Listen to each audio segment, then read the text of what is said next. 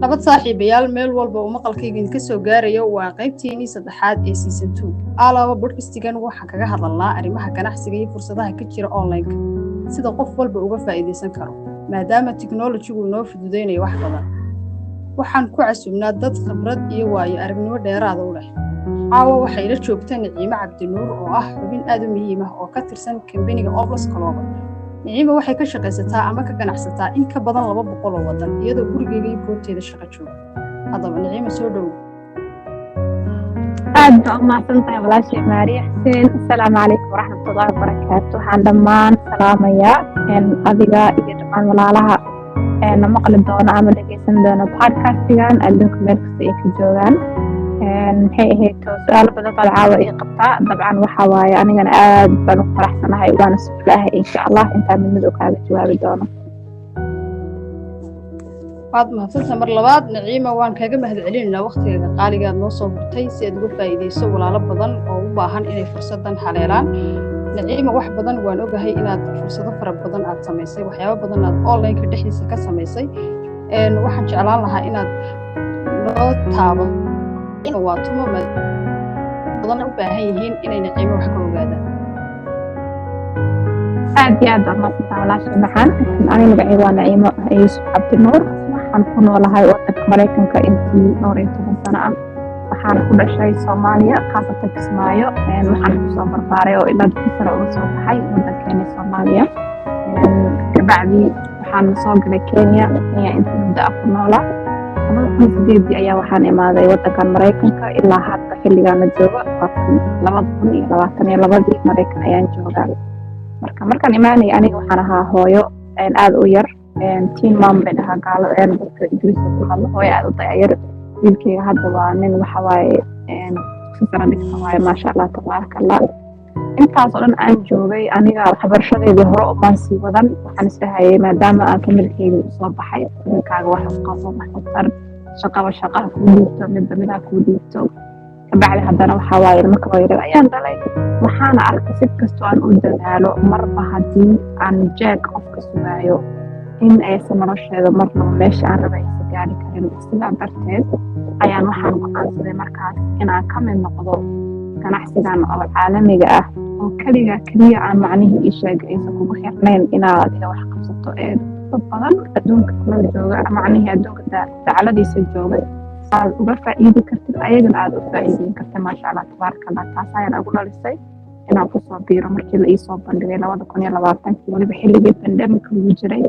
gabar walaashay oo aan isnaqaanay aamina la dhahay khayr Allah siiyay ayaa ii soo bandhigtay fursadda marka arkayna isla markii waxa ka dhex arkay wixii aan raadinayay oo ahaa in horumar weyn oo ballaaran aan ka gaari karo bulshadeedana aan gaarsiin karo oo aan uga faa'iideyn karo. maasha Allah Niciimo intaan ka ogahay waa qof karti badan waxyaabo badan samaysay dhalinyarada Soomaaliyeed iyo hooyooyinka Soomaaliyeed model u ah wax badan samaysay maadaama aad ku soo biirtay kambaniga Intaleeg ee internationalka ku suurtageliyay inaad intaas wadan ka shaqaysato maxay ahayd sababtii ugu weyneed aad ugu soo biirtay kambaniga? maasha Allah waa su'aal aad iyo aad u wanaagsan sababta ugu weyn ugu soo biiray waxay ahayd maadaama aniga intaas aan shaqaynayay saacadan hadda la joogan aan ahay hooyo kaliya ilmo korinayso oo walaalkayga ama odagayga joogo waddanka hooyo oo weli joogo oo uusan Mareykan wali imaan waxaan ahaantii aad u karaahsaday inaan soo xakunto cunugayga asagoo ii baahan inaan macnihii isla qaadano oo baahan waqti inaan qof ajaanib ah ama qof aan waxba u gelin gacanta intaan u geliyo inaan shaqo ka aado markaan u fiirsadayna waxaan dareemay xilliga aniga uu ila joogo ama waqtiga aniga oo hooyadiisa ila joogo inay ka badan tahay waqtiga uu ku jiro gacan kale oo qof aan marin waxaan ka dhex arkay inaan haddaan dadaalo oo ilaahayna waxaa waa ii sheegay aan kala saarto inay ii suuragelayso in aan ka maarmo inaan ilmahayga intaan ka tago ayagoo yaryar oo ii baahan inaan qof bani aadam aan kusoo shaqeeyo saas ay tahayna maanta markii la rabo madaxa inta laga taabto lagu dhigi karo haddaba waxaa waaye shaqadaani kaaga dhamaatay ama kuma rabtay iska soco taasaa igu dhalisaanay inaan kambanigan ku biiro kana qayb mid noqdo walaalo kalena aan sabab ku noqdo ayaguna inay maaragna oo igu fikir ah inaan uga faa'iideeyo. maasha Allah sababta aad ku soo dhirtay inay dad badan inay jiraan u faa'iideystaan fursadaha loo qaban karaa dad badan ayaa isku naciibka berigan ka sheekeynayso aad iyo aad banigan magaciisa waxaa la dhahaa Obelisk Global wuxuu ku yaalaa wadanka Canada kow waxaa la aasaasay 2005 wuxuu ahaa company kaliya sameeyo waxyaalahan markano accessories ama fashion loo yaqaano oo markaad labisato aad isku qurxinayso oo rag iyo dumar kabacdi waxaa dib loo habeeyay haddana 2008 ayaa dib loo habeeyay waxaana aad loo sii balaariyay oo lagu daray waxyaalo aad u tiro badan sida caafimaadkii isqurxintii dayactirka jirka wax walba isugu jira maasha Allah tabaarkallah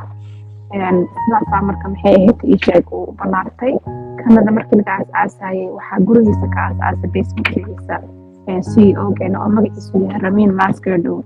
tusaale maanta waxay ku siinaysaa 17 sano ka bacdi kambanigii laga aasaasay basementiga hal shakhsi inuu maanta gaaray 200 oo wadan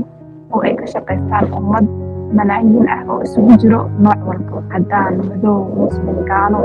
mid waayeela mid dhalinyaro ah mid walba mid jaamiciya mid maxay ahayd aan jaamic ahayn intaba maxaa yeelay wax shuruud ah uma baahna inaad ganacsiga ku soo macnaheedu biirto maadaama uusan cilmi maxay ahayd ishaad gaar kaaga baahnayn kaliya waxaad u baahan tahay inaad noqoto arday dhiro nugul oo barto macnihii manhajka u yaala ganacsiga qofka kusoo biiraya maxaa yeelay CEO-geenu maadaama 25 sano ganacsiyada noocan uu ku soo jiray wixii khibrad uu ka soo barto dhan ayuu soo aruuriyay sidaasoo u soo koobay manhaj la yiraahdo forensic kaasoo ku sahlayo ganacsiga inaad ka marnaliso maasha Allah waa fursad aad u weyn qof walba u furan inuu ka faa'iideysan karo Obelisk Global waxaa jira waxyaabaha ay iibiso qof kasta oo doonaya inuu ka ganacsado intaas wadanna uu iibgeeyo ganacsigiisa waxaad nooga warbixisaa Naciima alaabada uu company-gu iibiyo si guud maasha Allah tabaarakallah alaabada horta wada la soo qoori kara alaabta maalinba maalin kasii dambayso tirada kasii badanayaan waa sii ballaaranayaan ganacsiga baaxadiisa way sii weynaanaysaa marka waxyaalaha ugu loogu jecel yahay ama maxankii ugu yaqaano hadaan Soomaali ahaan oo dhigo yacni dadku aad ay u jecel yihiin waxtarkeeduna badan yahay waxaa ka mid ah iyadoo alaabteen oo dhan mid kaleeto oo kasii daran yahay oo aan kala liidan laakiin top selling ones oo ugu kadibta badan oo ugu gadashada badan yahay waxaa waaye Fountain of Life taasoo ah goojo dabiiciya goojadaas waxaa laga sameeyay geed la dhahayo Norwegian Spruce Tree geedkaas oo Norway inta ka baxo muxuu geedkaas geedaha kala duwan yahay waa geed ilaa 30 sano research lagu sameeyay kabacdi la ogaaday inuu waxtarkiisu uu aad u ballaaran yahay waxaa leeyahay maadooyinka sida antioxidantida difaaca kor u qaadayso oo antimicrobe sidoo kale waxaa waaye sheeg maxay ahayd معني أنت information معي عابق قدرك على كإلعالينيا برر أم أقنانيا دفاع عدنا وحوجنا يعني كان أنت صولا وجرك هذا هلا وحوجرك هذا ويا لنا يا أبوتي وحده وربوس كدفاع وإلهي وسن عرفنا صوت ثاني كان لجنا ما شاء الله تبارك الله أنا جمر كتستمعني غير هذا كنت إني كنت درسي فضل وحن قاعدني هذا السنة يحوجا ما أنت أنا بلعبي أنا نيسان كيف قاعد ويا أنتي qof aniga macnaheedu inta aan la ekahay loogu talagalay ma ahayn aad baa u islaam 4 sano ayaan waxaan isku dayaa inaan miisaanka iska rido si kasta inta ay yeelay waxa waxba iga dhigi waayeen ayada waxay ii sahashay si sahlan anigoo xataa iska mashquul oo ilmo yar korinayso fuultaan shaqeynaysa ah oo jim aan waqti u helaynin in maxay ahayd ii shay baro ay hilibkiisaas iga dhaco sidoo kale migraine waxa la dhahayaa ayaan qabay ayadana waa ka fiicnaaday marsha Allah tabaarakallah tan kale oo anaga dadkeenu aad ugu badan yahay waxa waaye rheumatismka iyo gaaska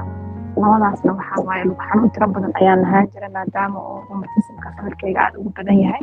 gaaskaasna waan lahaa ilaa maalintaas 8 sano jira ilaa maanta oo qof weynaan ahay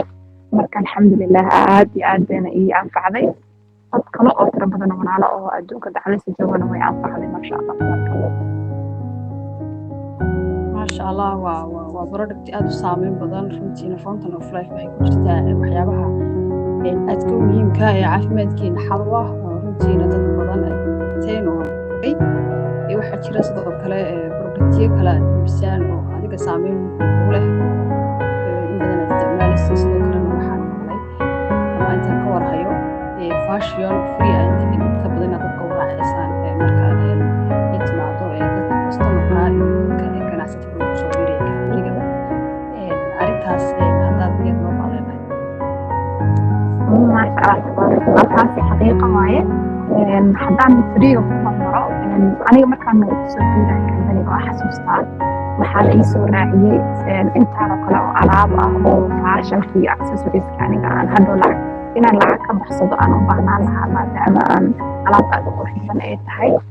ستوك لابتوب محاجر واحد هاي MDRS أو يعني هي شيء international company markuu dhaqaale soo galo dhaqaale loo qoondeeyo dadka bishaas ugu dadaalka badan oo haddii shuruudihii laga rabo aad ka soo baxdo oo bishaas aad dhexda xirato waxaa jiro dhaqaale loo qoondeeyey oo dadka adduunyada dhan macni meel ay joogaan companygaas qaybta ka ah oo bisha ugu shaqada badan la siinayo aniga markaan soo galay 2020 saddex bilood oo isku xigto ayaan ku guuleystay maasha Allah tabaaraka Allah kabacdina marar kala badan waan ku guuleystay لكن ما دام بين والبشر هذا إلى هذا القصة بعدين صدقت بحواشن جار أو كم دون أيام كقولي ما شاء الله تبارك الله نقعد وأنت بيسوي مرة CEO جينا إلى خير CEO ده أفكي بشام كقوليستو ماشي وكهل لها حل معني كسوق عاد بقول هذا لعله اللي هي حال وقت دقايا لما بقول هذا أفر لا بقول اللي حال وقت دقايا أفر بقول هذا أفريح بقول لها waxay ku xiran tahay hadba meesha adiga aad joogtay ku xiran tahay levelkaaga aniga markaasaan ka mid ahaa aad iyo aad baan ugu faraxsanahay maasha Allah tabaaraka Allah sidoo kale alaabada kale haddaa usoo noqdo aad bay alaabta u tira badan tahay laakiin shayga kale kusoo xili kaas oo aniga aad ii anfacay waxaa waaye kareemada wejiga very flawless waa kareen oo loogu talagalay lab iyo dhadig rag iyo dumarba ay marsan karaan maasha Allah tabaaraka Allah weyn hore ma u arkin كرن يعني لبض دمر رجب أيام مرسان كرم حياة لا always وعلى كل الدواء رجب متكارن مصنيع دمر كارن مصنيع كرم الناس أنا بوجه جز أنت سنة بلد دجال أو يعني حجين يو يعلم بدن وجه إذا غير ما هذا فلقي بندمج الأسبوع قصتي ماسك إن حرنا هذا ماسك اللي بعمر حساسية بدن إيه الحمد لله حتى أنا ما أنت مرة يا هير وجهي يقول ما شاء الله يعني أنت كده جاران أخلع عجبه يعني سيدي مثل أول لها أما سيدي وإكاي أوريجينال كانوا يساعدوا عليه ما شاء الله تبارك الله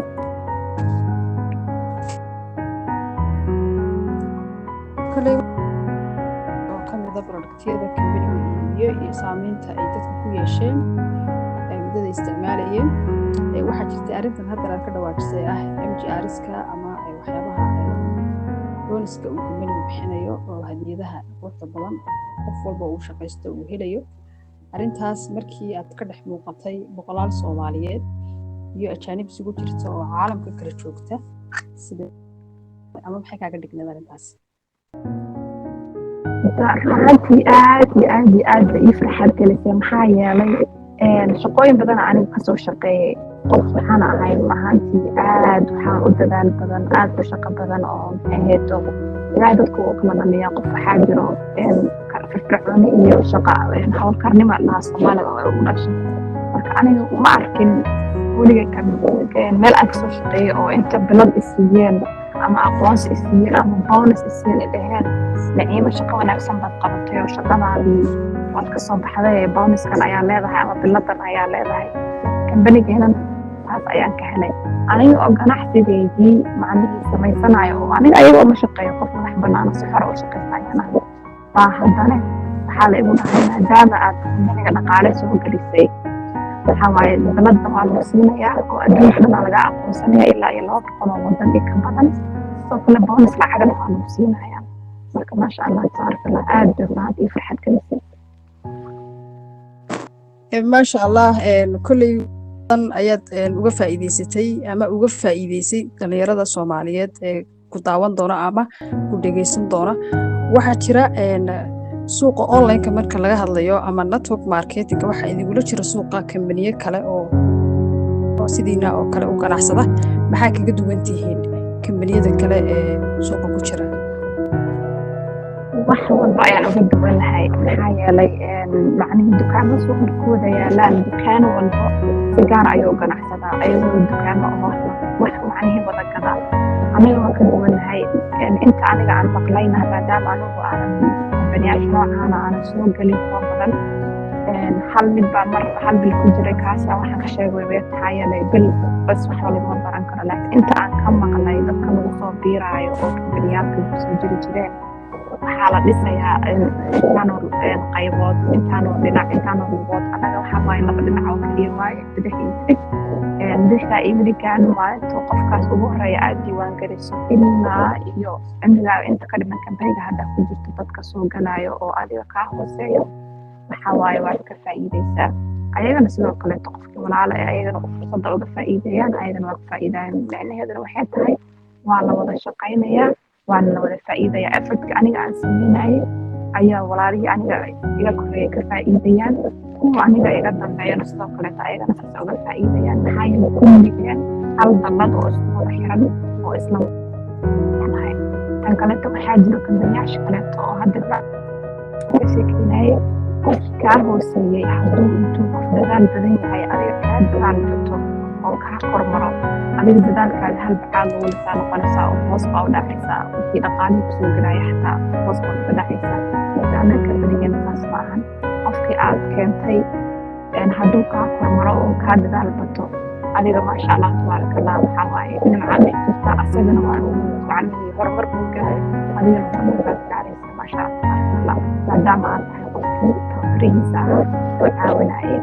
sidoo kaleeto waxyaalaha kaleeto aadka u jeclaa kambanigan waxaa waaye hadda maanta haddaa adiga aad soo gasho oo aniga aan sabab kuu noqdo so hadda maanta haddaan kusoo geliyo adiga maariya oo qof dadaal badan aad noqoto anigana aan tababaro fiican kuu noqdo 7 cisho gudahooda haddii aad lifestyle advisor intaad ahayd aad kor uga kacdo oo aad doctor wa noqoto kambanigu dhaqaalihii aad commission samayn lahayd 3 jibaar ayuu kaaga dhigayaa haddii aad bil gudaheed aad darajada macnihii ii sheeg aad kasii kacdid oo kasoo qaad aad koowaad noqotid LD1 waxaa lagu siinayaa dhaqaalihii commissionkii wiilka kusoo geli lahaa 2 jibaar ayaa lagu siinayaa marka way tira badan tahay lama soo koobi karo waan kuu soo celiya maalinta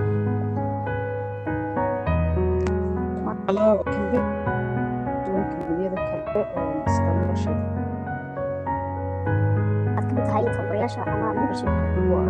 cadcad ee kamid ah Office Global waxaa ku jiri lahaa dhaqaale intee leeg ayuu ka samayn karaa qofka doonaya inuu horumar dhaqaale ka sameeyo aynu soo sheegnay sideen uga faa'iidaysan karaa qofkaas dhaqaalaha uga samayn karo run ahaantii xad ma lahan sanadkii markii la isku daro commissionka maxay ahayd ii sheeg boonasyada alaabta aad gadaysid weekly commissionka adiga aad qaadanaysid qofku wuxuu ka samayn karaa ilaa iyo 4 milyan oo dollar sanadkii taa micnaheedu ma ahan haddaa maanta soo gasho beriba 4 milyan samaynaysaa laakiin fursadda waxay tahay fursaddu way kuu hortaalaa haddaad u dadaashid oo ilaahay nafta baaqi kaaga yeelo dad baa ka sameeyey oo la mid ah adiguna waad ka samayn kartaa maasha allah tabaaraka allah waa mid marwalba ay dhiirigelisa waaye taas maadaama dad ani ila mida ay ka samaynayaan oo qaarkood boqol kun oo dollar ay bishii samaynayaan anigana inaan samayn doono insha allah haddaan dadaalkeeda la imaado waa sax waxaa la isku dhaafay dadaal kii hami leh ee dadaalaya ee raba inuu horumar ama dhan kasta haba ahaateen waxbarasho mid kasta qofku hadday ka go-an tahay wuu guulaysanaya hadduu meel walba u maro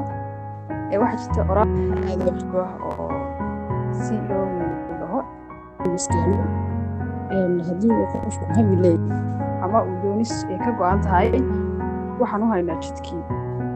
horumarin lahaa riyadiisa arrintaas maxaad ku sharax lahayd nacayb ayaa u baahan aad iyo aad taasi waxaa waaye waxaa lagu hayaa adiga tababar joogta ah waxaa lagu aad haysataa lidaro kuma arkin oo daacada oo garbahaaga taagan oo su-aal kasto aad u baahan kaaga jawaabay waxaad haysataa macnihii qofkii maanta hito adiga aad ganacsi u soo bandhigtay hadduu adiga aad yacni qof ka dhaadhicin weydo ama balaaqada baa loo kala dhashaayo adiga uu ma arkino taadi ku qanci waayo dad ku diyaara oo maxay ahayd ku caawinayo oo qofkii walaalkii qancinayo oo wax walba ka qayb u sharaxayo ku dharjiyo sidoo kale waxa dhaqaalihii maanta aniga iga soo gala ayagoo intaas ii taagan oo ay caawinayo waxba isma dhaqaalihii iga soo galay aniga ayaa iskala jeebkayga galay maxaa yeele dad badan waxay dhahaan qofka kaas iga sarreeya ayaan u shaqeeya ama qofkaas baa iga faa'iidaya maya wax alla wixii maanta aniga dhaqaale iga soo galay dadkii aniga u soo bandhigay dhaqaalahaas aniga ayuu jeebkayga gelaya laakiin walaalaha iga sarreeyo maxay ahayto maadaama waxaa lagu siinaya lacagta ay tahay tababarka iyo dadaalka aan u samaynayno walaalaha aan ganacsi u soo bandhigayno qofka saas u samaynaya maasha allah tabaarakallah mahmahdan waxay ahayd amaal high school you have the will you have the way يعني هل هذا التمادو أنا من وضعي بانكو هناي وعنكو توسنينا ما شاء الله قف مشكل يوكل غاغوا فكر كيسي مسكحتيسي وحو عايمسيه هدي وقف والبا هرمر دونية وقمر دالين كرا يعني كاقو عنتها عقابات كستي wax kasta oo ka hor yimaada qofka doonaya naciima inuu horumar weyn ka sameeyo ama horumar dhaqaaleed ka sameeyo company-ga soo gurbiisii goobtiisa shaqo jooga ama uu ka mid noqdo fursadan aad adigu ka miro dhalisay hadda ku jirto dad badan oo Soomaaliyeed aad uga faa'iideysay tiimkaagu uu joogo wadamo fara badan oo ka mid yihiin Soomaaliya UK oo aad ku nooshahay tiimkaagu uu dad badan u gaaray ama dad badan aad uga faa'iideysay fursadan online-ka adigu gurigaaga goobtaada shaqo jooga waxa looga baahan yahay qofka raba in qofkaas ku soo ما شاء الله تبارك الله وسؤال هذا في عن هرتكو وحواي يعني شهادة قار إنا حس على قاعد مباحنا كذا بدر عملاء إنا مباحن هاي دقري إنا هيسكتو عاص حاول قاعد مباحن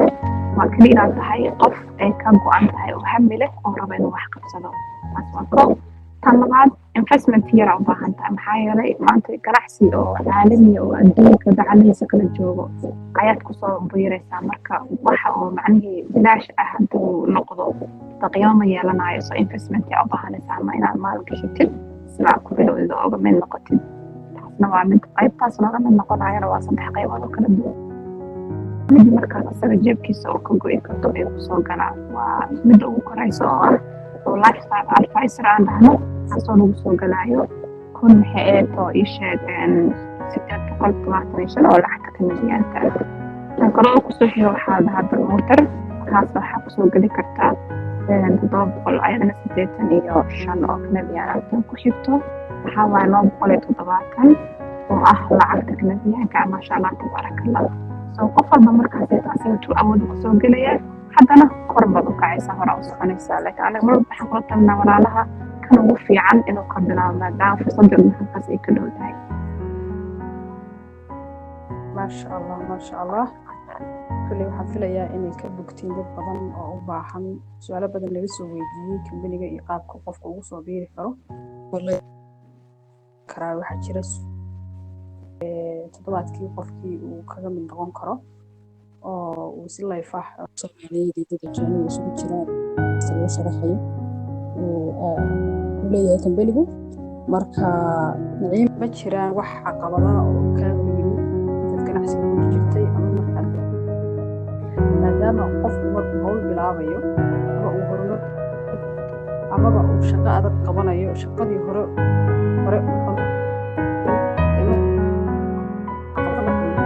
waxay tahay hal iyo laba caqabad ugu waaweynaa inta jirta ganacsiga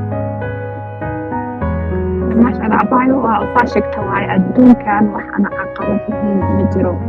وحول بنا مركز بلابسد معنيه مركز بلابسد ويأدكين لكن هدوتي وحي مركز ذلك لإيمان تبا إسكا فقانا يعني وحان لو معنيه عقبت لهين أو أن لو جبين أو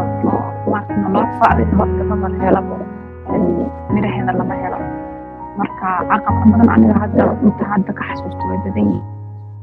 ما يفحل بمال والبا أركز دواء عقبت إن ضد على عرض لها يعني وعلى عرض قيمة وأسرية ضد إن يكون أهان معني وحاني وإسكام واي أما وابين نتقل مش مطاعي وشوي مالا واي وحياة رمضان إن يدخل أهان لكن أنا أقول بس بحاكل أهنا وحانا عن قرقرين إنه ما هينو ألعبتين وألعبتين بدن طبعا قفا حنتيسي يا مسكحيسي يا علميسي ku qarash gareeyay soo dabcan waa inaa maxay hayto waxa oo $2 ama $3 ama channel laga soo sameeyo kala talinaysa maadaama dad badan oo ognahay inta meelaha la tago in waxyaalo oo aan tayo lahayn laga soo sameeyo tan kale ku xigta waxa waaye macnihi ii sheegay in aan dadka waxani waa wax been wax ku jiraan marka sidaa darteed ayaan anagu afar cisho waqtigeena qaaliga inta iska soo jarno time ayaan u sharaxnaa muqadeen hooyo ayaan ugu sharaxnaa anagoo macnihi cidna lacag aan uga qaadan si aan fahamkii walaalaheed u siino si ay u arkaan hadhowna ayaga go-aankooda ay uga qaataan maxaa yeelay wixii adiga step by step waa lagu tusay hadda ka bacdi maxaa waa adaa go-aankaada iskale hadda qanacna waad qaadanaysa ku qanci weydana waa ka soconaysa maasha allah waxaan rajeynayaa dad badan inay ka faa'iidaysteen barnaamijkan daciima halkee lagala soo karaa maadaama aad intaasoo wadan aad ka howlgashid maxay tahay waxyaabaha aad u sheegayso qof walba oo ku dhegeysanaya amaba ku daawan doono oo raba inay Naciima wax ka ogaadaan ma jiraan meelo lagala soo xiriiri karo ama meelo productyada laga heli karo ma jiraan dadka u tilmaamayso productyada horta maasha Allah tabaarakallah adduunka meel kasto waa yaalan hadeertaan Soomaaliya kulanaya macna tuulooyin yar hadii qarkood xitaa waa yaalan waa laga helayaa saas uu balaaqta kambanigeen maasha Allah sidoo kaleeto Facebook-kayga Instagram-kayga Snapchat-kayga dadku meelo badan bay igala soo xariiraan marka insha Allah waxa waaye fiiga dhan waxa lagu soo lifaaqi doonaa podcast-kan insha Allah haduu Ilaahay idmo maxaa dhihi jiray email baan leeyahay qofkii macluumaad dheer rabo oo si degdeg inuu igala soo xariiro waad igala soo xariiri kartaan emailkaygu waxa waaye naciima@gmail.com marka insha Allah taala waxaan rajeynayaa inaad adinkana maanta aad ka bogateen su'aalo badan oo idinku taagnaana aad jawaabteeda hesheen sidoo kale walaalkasta waxaan kula talinayaa marka wax aragto walaalkaada uu kula jeclaado oo kula wadaago leeyahay fursaddan ila fiiri intaan go'aanka gaarin fadlan time si walaalkaa la fariiso waxaan kula jecel yahay bal wixii yihiin la arag ka bacdi markaas go'aanka gaar oo ku soo celiya baa rajeynayaa Cabdinuur xog badan inaad ka faa'iidaysay sidoo kale waxyaabo badan oo ayadu ay soo martay ama taariikhdeeda ha noqoto ama ha noqoto fursadan online-ka oo malaayiin qof ay ka faa'iidaysteen in aad miisay iyadoo waqtigeedu aad u yar runtiina uga faa'iidaysay dhalinyarada Soomaaliyeed ama qof walba oo raba inuu ganacsado fursadahan online-ka ka jira Naciima insha Allah muuqaalkan inaan ku soo daro dhammaan macluumaadkaaga iyo meel walba ay kala soo xiriiri karaan Naciima waxay tahay su'aal ma oran karo waa talada ugu dambaysa walba oo dhageysanaya ku maqlaya ama wax uu ka faa'iiday intuu barnaamijkan uu socday waxaan si wanaagsan waa sheegaan waxaan dhihi lahaa ha noqonin qof halkii ii sheegeen wixii hore ku dhagan adduunka waa isbedelay hadda maanta kaliya haddaad fiiriso sicir bararkii adduunkii iska daa meel kale Mareykankan annaga aan joogno hadda gaasi gaaraasha lagu shubanayo ayaa qiimihiisa meesha sii maraya baan la yaabanahay meesha shalayto $100 guriga lagu soo adeegan kartay hadda $100 maanta waxa way halkii mar oo gas station-ka aad tagto gaariga gaaskaaga xataa ka fagareynayo marka adduunkii waa casriyoobay maalin walbana waxa waaye macnihii waxaa imaanayso caqabad la imaanayso fursada markay cusubtay oo laga faa'iidaystaan waxaan dhihi lahaa dad noqda maskax furan oo maxay ahayd fiiro dheer noqda ku dhaganaan hal meel iyo maxay ahayd ii sheeg wixii hore u jira maxaa yeelay inuu adduunka horba isbedelayaan waad u jeedaan marka fursaddan fursad qaaliya walaalkii maanta kula soo wadaag fursaddan kula jeclaada inaad maarka isbedel la imaato ardan weyn bay ismasifasoo xataa ma ahayn qof maanta intuu dad soo fariisto maalihiis codkiisa ku gaarsiin karo shakhsiyan intaan lacag la gaarin intaan wax la gaarin adiga shakhsiyan ayay waxay ku siinaysaa dhiirigelin adiga shakhsiyan waxay ku siinaysaa karti in adiga is aaminto oo dadnimadaada shakhsiyadaada aad ku aaminto marka maasha Allah tabaarakallah intaasaa in ku dhaafi lahaa aan ku soo celin maanta maasha Allah Naciima waxba iibin wax walba idin soo jineena faa'iideen aadna la wadaagi doontaan walaalihiina kale aad la jeceshihiin kuush taala wax lagu soo gabagabeynay ahayd yaqaan bariimo doonaysid inaad samaysid ama isbedel dhaqaaleed ama inuu adeynaysid inaad ka korto meesha hadda joogtid waa inaad hore uga soo socotaa bedeshaa